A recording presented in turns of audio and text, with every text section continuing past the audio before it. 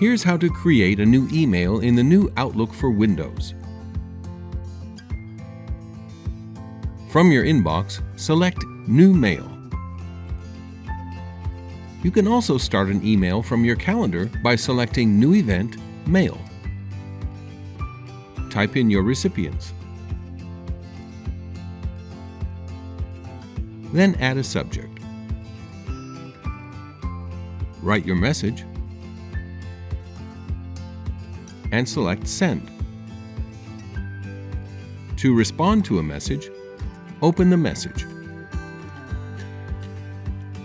Select whether to reply, reply all, or forward, and write your response.